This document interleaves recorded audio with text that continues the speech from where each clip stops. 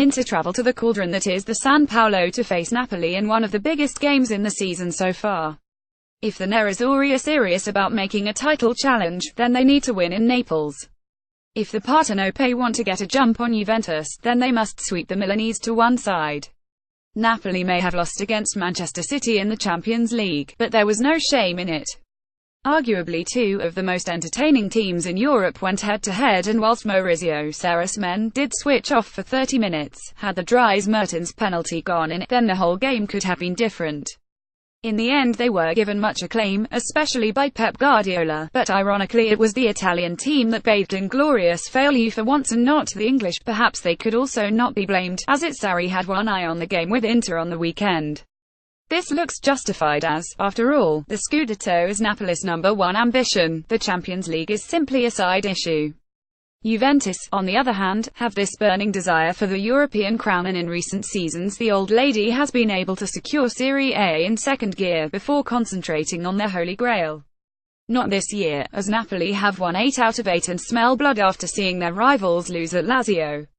The game against Inter is a test for them to show they are serious about the Scudetto and handling 2 major tournaments. The timing of the clash has been criticised, as while Sarri had 3 days to recover from a high-tempo trip to Manchester City, where Lorenzo Insigne picked up an injury, Inter spent all week training and focusing on this lone objective. It's an undeniable advantage Luciano Spalletti won't want to waste. In the dictionary of Inter, the phrase false dawn comes just after confusion and crazy, and when Spalletti took this post, many wondered if there would be any change. Could any coach fix the broken road to success? The work would need a pneumatic drill, but the road was seemingly made from glass. Despite this, Spalletti has managed to turn Inter into a strong, resilient and mentally tough team. This is something that has been lacking arguably since Jose Mourinho left, although Roberto Mancini saw glimpses of it. Now, this outfit resembles the Giovanni Trapattoni side of the early 1990s, solid at the back and relying on the work of 2 or 3 individuals to get the goals, a collective making the best use of its assets, at least for now. The true test of Inter's mettle tends to be after a defeat.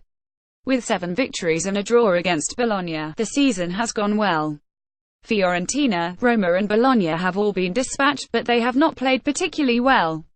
Does this even matter? Perhaps not, as they have Mauro Icardi, whose 9 goals came from only 20 shots, 17 of those on target, an 85% conversion rate.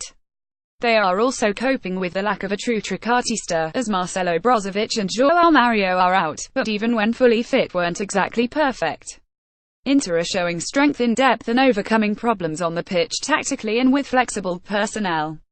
They are looking like they may just be able to compete for this Scudetto, but getting past Napoli is a huge test for them to show how far they have come. The St. Paolo will be a cauldron of noise and bellowing smoke from the flares, as this nostalgic fixture will have people talking of the title races involving Diego Maradona and Lothar Matthaus. In some ways, back in the late 80s and early 90s, neither Inter nor Napoli were perfect, but they used their assets well and fought hard to the end, proving their ambition. Now it is time for Spalletti and Sarri to do the same. Keep up to date with the latest news and action from Spain's Primera Division with Football España from the team behind Football Italia.